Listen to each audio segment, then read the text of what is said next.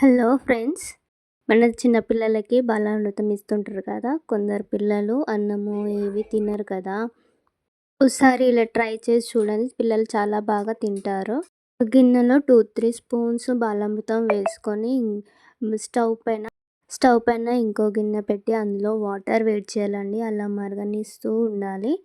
అలా మరిగిన తర్వాత 2, 3 స్పూన్స్ బాలామృతం వేసి కలపాలండి. చిక్కబడుతుంది. కలుపుతూనే ఉండాలి. ఇలా కలుపుతూనే ఉండాలండి. చూడండి చిక్కబడుతుంది.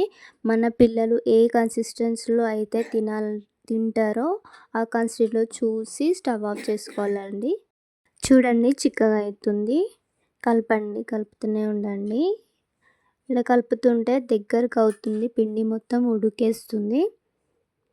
ఇందులో చాలా విటమిన్స్ ఉంటాయి. Vitamin A, B, C, iron, calcium వంటివి ఉంటాయండి. పిల్లలు చాలా బాగా తింటారు ఇలా చేసి పెడితే.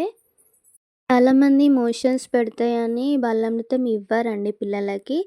ఈ పొడిగా ఇస్తే అలాగే తింటే మోషన్స్ అవుతాయండి. ఇలా వాటర్‌లో ఉడకబెట్టి ఇస్తే చాలా బాగా తింటారండి.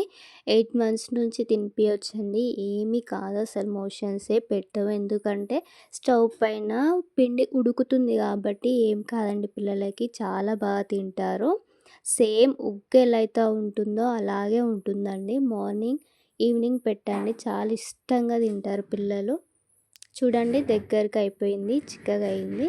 స్టవ్ ఆఫ్ చేసుకొని చల్లారాక లాస్ట్‌లో నెయ్యి వేసి పిల్లలకి తినిపియండి. చాలా ఇష్టంగా తింటారు.